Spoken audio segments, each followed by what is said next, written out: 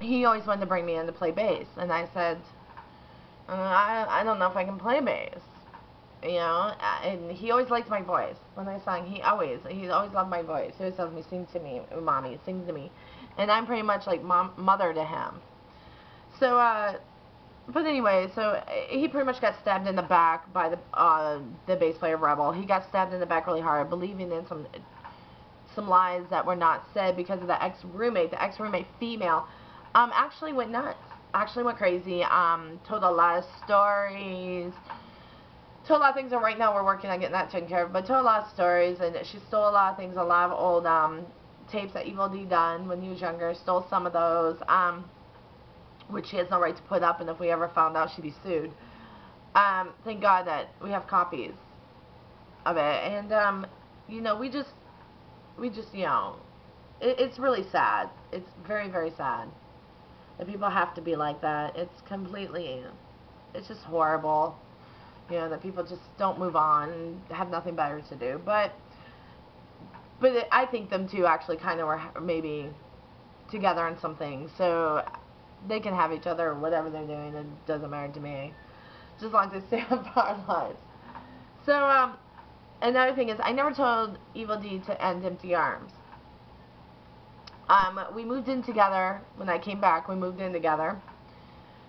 2010, summer 2010, and in August, and we were happily in love, and we were laying in bed one day, which was like a week after I was back, which maybe about a week or two after I was back, and we were laying in bed, and he said, he looked at me and said, it was in the morning, and then Evil D turns to me and goes, do you want to get married? Will you marry me? And I said, what? And he said, will you marry me? And I thought, oh my God. I thought, you're serious? He said, I love you. I always have. He said, will you marry me? And I said, yes, I will marry you. And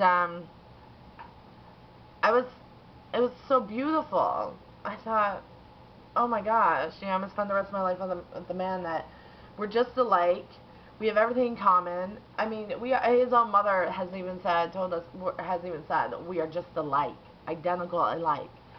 So I accepted, and we were married October 31st, 2010. That night, I never told Evil D to finish Empty Arms. That night when he called it quits with Empty Arms because of what the drummer did, he pretty much, it was sad. Him and Mr. Fike decided, because Mr. Fike came back into the band as a bass player, which I thought that was so much better, because Mr. Fike and him were, that was Empty Arms to me. And Mr. Fike is a good bass player, so I thought that was really good for him. And they called it quits that night. So, it's time for it to be done. And I was actually quite sad. But I have to respect my husband's wishes. My husband wanted it to be done, and that was it. I was told, from his ex-roommate called me a Yoko or whatever, and actually I do like Yoko, but I've never told him to quit band or anything like that. I'm pretty much motherly to Evil D. Like I say, he calls me mother. He calls me mommy. I'm always a straight up girl. I have a strong head on my shoulders. I always have been. If I want something, I do get it. And we have our friends, we have our family, we have our real friends that know the truth about everything, and they know, he was done, he was burnt out, and that's when the graveyard horrors is starting up. But, where it goes from there, we'll see, but, our lives together